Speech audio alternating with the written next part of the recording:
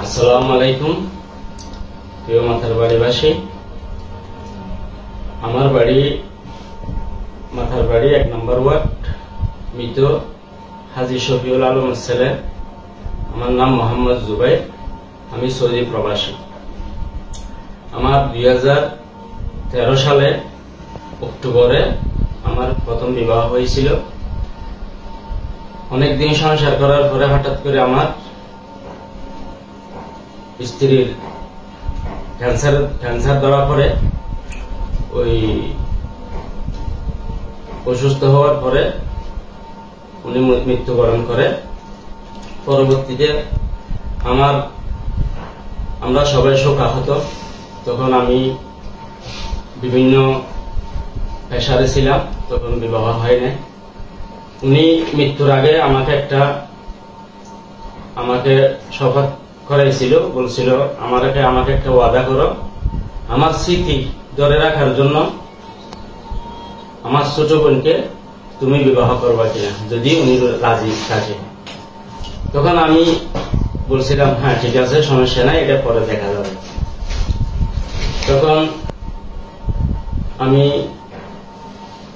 ছুটি শেষে আবার প্রবাসে চলে যাই। পরবর্তীতে আমার স্ত্রী জান্নাতুল ফেরদৌস শিরিনের সাথে মাঝে মধ্যে যোগাযোগ হইতো। তখন এক সময় উনি বলতেছে, আমি কোনো কিছু বলি নাই, উনি বলতেছে ওনার বোন ওনাকে বলছিল, মানে আমি অনেক প্রশংসা করছিল ওনার কাছে, মানে যদি ওনার মৃত্যু হয় তুই ওকে বিবাহ করিস। তখন আমিও বলছি, আমাকে তো এই কথা বলছিল, যাক এটা পরে দেখা যাবে, আল্লাহর হুকুম থাকলে হবে। তখন আমি এত গুরুত্ব দিই নাই, মাঝে মধ্যে যোগাযোগ হতো আমার সাথে। পরবর্তীতে আমি ডিসেম্বরের 10 তারিখ আমি ছুটিতে আসি, বাংলাদেশে আসি।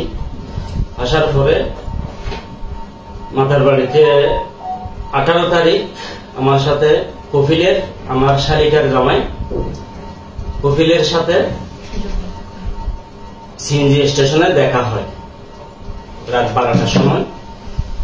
তখন উনি বলতেছে, ভাইজান কবে আসছেন? আমি বলছি আমি আসছিলাম কয়েকদিন হয়েছে। তখন উনি বলতেছে, ওই শিরিন তো আমাকে বলছে উনি নাকি তোমাকে অনেক পছন্দ করে, ভালোবাসে, উনি তোমাকে ছাড়া বাঁচবে না, উনি বিবাহ করবে। তখন আমি বলছি ওনার সাথে আমার যোগাযোগ হয় না, দেখা যাক পরে বিষয়টা। তখন উনি বলতেছে, আমি রাত্রে সিম আর মোবাইল ওনাকে দিয়ে আসবো, উনি আপনার সাথে যোগাযোগ করবেন। তখন আমি ঠিক আছে। তখন আমি বাড়িতে চলে যাই। রাত 2টার দিকে উনি আমাকে ফোন দেয়, বলতেছে আমি শিরিন, আপনি কবে আসছেন? আমি বলছি আমি 1 সপ্তাহ হয়েছে। তখন বলতেছে আমি সকালে আপনার বাড়িতে আসবো, আপনি রাজি তো? আমি কি বলো? আমি পরে কথা বলবো, এখন কথা বলা যাচ্ছে না।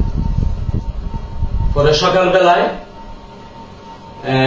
মানে সকাল 6:30টার দিকে উনি আমাকে ফোন দিয়ে বলে, আমি তোমার বাড়ির কাছাকাছি আসছি, তুমি একটু বাহির হও। তখন আমি তাড়াহুড়া করে বাহির হলাম। বাহির হয়ে দেখতেছি আমি সামনের দিকে আসতেছি, একটা পুকুর ঘরে আমাদের দেখা হয়। উনি বলতেছে আমি তোমার বাড়িতে যাচ্ছি, নিয়ে যাবা না? আমি বলি ঠিক আছে আসো। পরে আমি বাড়িতে নিয়ে যাই। নিয়ে যাওয়ার পরে বাড়ির সবার সাথে দেখা হলো, কথাবার্তা বললো আমার সাথে। তো উনি বলতেছে আমি বিবাহ যদি না করেন আমি এখান থেকে যাব না, আমি এখান থেকে আমার মরা লাশ যাবে। তখন আমি বাধ্য হয়ে ঠিক আছে, বাড়ির সবাই বলতেছে হালাস ওকে নিয়ে যা। এখন উনি থাকলে আবার বাড়ির লোকজন ঝামেলা করবে, একটু বাহিরে চলে যাবো। তখন আমি ওনাকে নিয়ে আমি চিটাগং চলে আসি। তো আমাদের 23 তারিখে না 22 তারিখে আমাদের বিবাহ হয়। আমাদের 22 তারিখ আমাদের বিবাহ হয়। বিবাহ সম্পন্ন হয়েছে সম্পূর্ণ কিছু দিয়ে আমি ওনাকে ওনার সম্মান মতো ওনাকে সম্মান দিয়ে আমি ওনাকে বিবাহ করছি। উনি এখন আমার স্ত্রী। বাকিটা ওনার মুখ থেকে আপনারা শুনুন। আসসালামু আলাইকুম। আমার নাম জান্নাতুল ফেরদৌসী। আমার আব্বুর নাম আব্বাস উদ্দিন, মায়ের নাম ফাতেমা বেগম।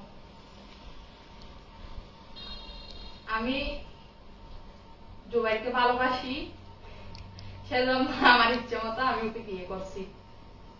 ও আমাকে কোনো ঠিকঠাক করে নিয়ে আসেনি। আমি সকালে নামাজ পড়ে উঠে প্রায় 7টা হয়েছে, ওকে কল দিছি। ওকে কল দেওয়ার পর ও রিসিভ করছে। আমি বলতেছি তুমি কোথায়? ও বলতেছে আমি তো ঘুমে। আমি বলতেছি আমি আসতেছি। ও বলতেছে তুমি কি জন্য আসতেছ? আমি বলতেছি আমি তোমার সাথে চলে যাও। আচ্ছা ঠিক আছে, তুমি যদি আমার সাথে চলে যাও তুমি এই আমাদের এখানে চলে আসো। ওদের বাসার সামনে একটা পুকুর আছে, এখানে চলে আসো, এরকম বলছে। আচ্ছা আমি বলতেছি আচ্ছা সমস্যা নেই, আমি আসতেছি, তুমি এখানে দাঁড়াও, এরকম বলছি। তারপর আমি ওখানে চলে গেছি। সকালে 7টা হয়েছে। চলে যাওয়ার পর এখানে আমি দাঁড়িয়ে থাকছি। দাঁড়িয়ে থাকার পর ও কিছুক্ষণ পর আসছে। আসার পর আমি ওকে নিয়ে ওদের বাসায় চলে যাই। ওদের বাসায় চলে যাওয়ার পর এখানে আমরা কিছুক্ষণ বসছিলাম, নাস্তা করছি। নাস্তা করার পরে গাড়ি আনছি। গাড়ি এনে এখান থেকে চিটাগাং চলে আসছি। কিন্তু আমার বয়স, আমার আব্বু বলতেছে আমার বয়স নাকি 14 বছর। আমার বয়স তো 14 বছর না, আমার বয়স 19 বছর 6 মাস হয়েছে। আমার জন্ম নিবন্ধন তোলা হয়নি। তোলা না হলেও কিন্তু আপনারা আমি মাদ্রাসায় পড়ছি। মাদ্রাসায় ওখানে খুঁজে দেখলে আমার পেয়ে যাবেন বয়স কত হয়েছে। এখন আমরা স্বামী স্ত্রী হয়ে গেছি। ওকে বলছি আমাকে যত টাকা কামিন দিতে বল, আমি বলছি অতটুকু দিছে। আর ও আসার সময় আমার জন্য স্বর্ণ নিয়ে আসছে 5 ভরি। ওটাই নিয়ে আমি খুশি। আপনারা এরকম করিয়েন না। আমার বোঝার মতো আমার সবকিছু হয়েছে। আমি ইচ্ছাকৃত ভাবে ওকে বিয়ে করছি। যে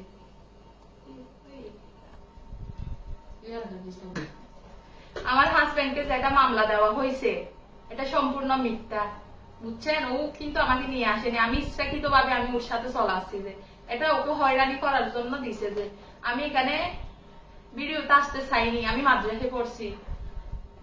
আমার আব্বু আমার ছবি শুদ্ধ নিয়ে, আমার ফ্যামিলির লোক আর কি, ওরা সবাই আমার ছবি শুদ্ধ দিয়ে মানে ফেসবুকে ছাড়ছে আমি নাকি কিডন্যাপ হয়েছি, এরকম বলে। কিন্তু এই জন্য আমি আমার হাজবেন্ড কষ্ট পাচ্ছে, সেজন্য আমি ভিডিওতে আসতে হয়েছে।